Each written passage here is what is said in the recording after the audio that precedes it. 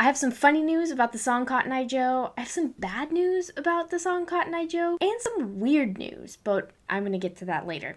I want to start with the funny news, which is that the song is a lot older than you might think. Like, hilariously older than you might think. Speaking of which, how old do you think the song Cotton Eye Joe is? If you don't already know the answer, it's probably older than what you're thinking right now. So if, like me, you attended a primarily white middle school in the 2000s, you are probably familiar with this version of the song. But I hadn't been for Cotton Eye Joe. I'd been married a long time ago. Where did you come from? Where did you go?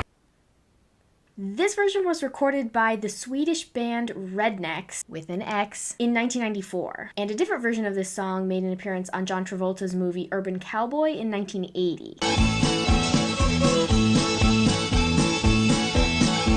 But who sang it before that? Was it like a Dr. Demento song on his radio show in the 70s? Maybe it was like a novelty song on the hit parade in the 50s and 60s? What if I told you that Cotton Eye Joe might actually predate the Civil War? We don't have any written proof, unfortunately. Folk songs were rarely, if ever, written down before the late 1800s, when it became popular to create sheet music for people to play at home on their home pianos. Dorothy Scarborough, who was a folklorist who was actually alive in the 1800s, did some word-of-mouth research and interviews with people, and many of them claim to have heard the song before the Civil War, so this would put this pre-1861. The first officially published version of Cotton Eye Joe came about in 1882, and then a slightly different version was published in 1884, so 2 years later, which means we know it's at least that old. So what did this original version of Cotton Eye Joe sound like?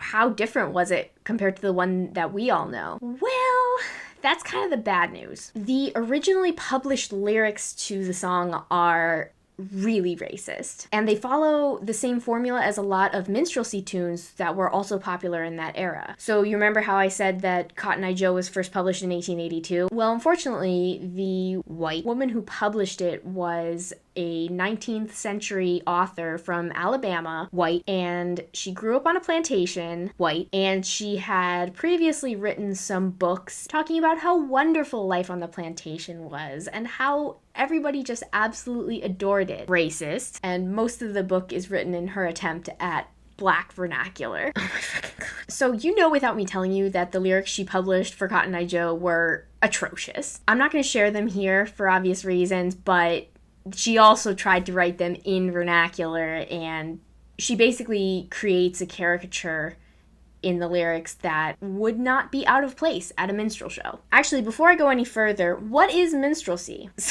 So this topic could be its own separate 3 to 4 part video, but basically minstrelsy is a performance, like singing, acting, dancing, what have you, but it's done in blackface with the intention of mocking Black people and their culture. It was incredibly common pre and post Civil War until minstrel shows kind of died out in the early 1900s with the creation of vaudeville. Now, the music for these shows would come from all different kinds of sources. So sometimes the performers would sing actual African-American spirituals or Black folk music, but most of the time, white people would write songs themselves, again in vernacular, and those songs were created specifically for the minstrel show. So that raises a lot of questions about Cotton Eye Joe. Did it originate from Black folk music? Was it written by a white person for the purpose of minstrelsy? Was it something else entirely? We literally have no clue.